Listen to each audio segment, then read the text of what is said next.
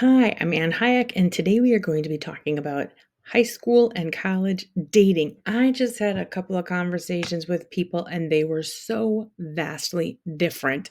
It was fascinating, and of course, I got thoughts for you on both of them. So, the first one, I was talking with somebody that is an acquaintance. I know a little bit, and she said that her son had started dating. He's a senior in high school, and I said, "Oh, how do you feel about that?" And she's like, "Oh, it's no big deal. They're fine. Oh, no big deal. Whatever." Like that was like not the reaction that I would expect from a Catholic parent. That is not my opinion on any high schooler, let alone college. Good heavens.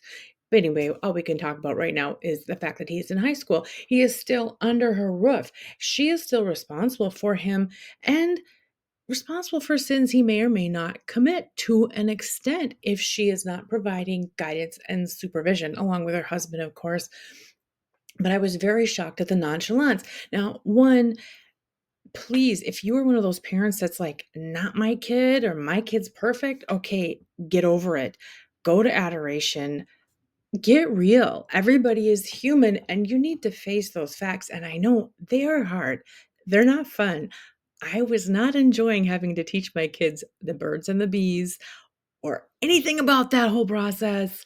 Oh, just wish our kids could stay young and innocent forever. But unfortunately, that's not how it goes.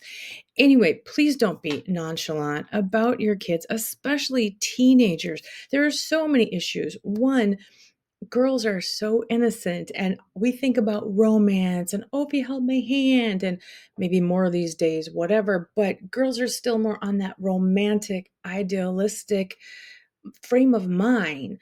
Boys, not so much. And if you don't know what I'm talking about, talk to your husband. Men, you know exactly what I'm talking about.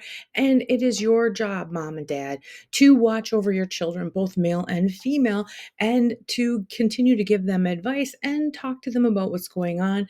And again, supervision, supervision, supervision. I do not believe in dating in high school because dating is to prepare you for marriage.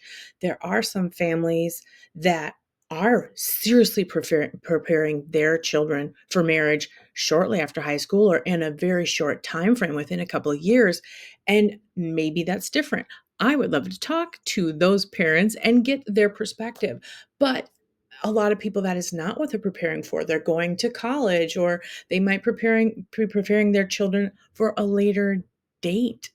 So you've got to think about that. There is nothing good that comes out of dating in high school. And especially if you are not providing supervision for them and talking about their relationship and what are they looking for and does this match who they would want in a marriage partner. And they might look at you like you're nuts, but the thing is you aren't, and you know the world and they don't. The next thing that's actually can be very surprising, especially to girls and even some women, is you talk about what's appropriate, you talk about chastity with them. And when you're just having a conversation like this, especially with a female, okay, great. Those are the rules. I'm fine with that.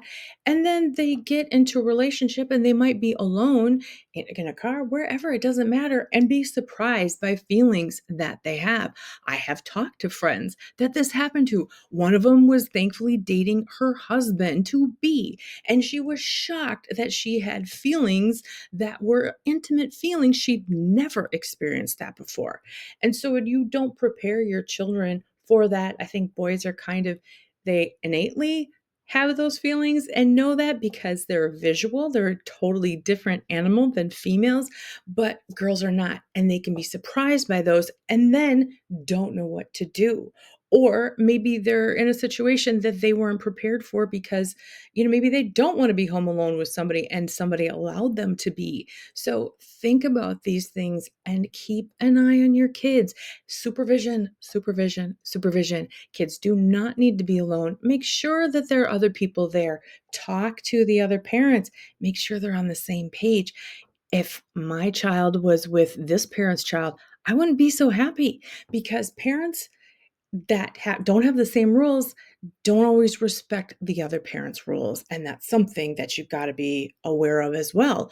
That when my kids were really little, a neighbor down the street had high school kids, and she was talking about, just because your kid is at another person's house, don't think there isn't drinking when the parents aren't home, because some parents are okay with that. As long as the kids are here and we're supervising, they can drink even underage. So she was telling me then, which shocked me to death, you can't necessarily trust the fact that parents are home and that they're still going to be following your rules, whatever they are. So keep that in mind.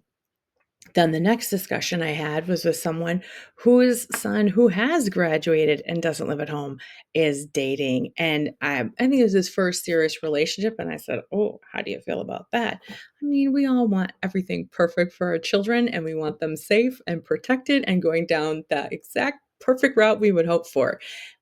Doesn't always happen, and we don't always know the details, and I'm okay with that. But, he was like, "Oh, this is really hard." He's out of the house, he's graduated, you know, gotta let go, gotta be there. You gotta do that balance, that little dance of, how can I advise a bit without being pushy and alienating my child? So, two vastly different sides of the spectrum. So, for you, I'd love to know what your thoughts are. What are some of the rules that you had, and which end of the spectrum or somewhere in between do you fall? We are responsible for our children until they move out. And so we do need to make sure that they have that supervision, I said, and the guidance. And don't assume because you've taught them well, maybe even, that they are able or willing. We don't always know.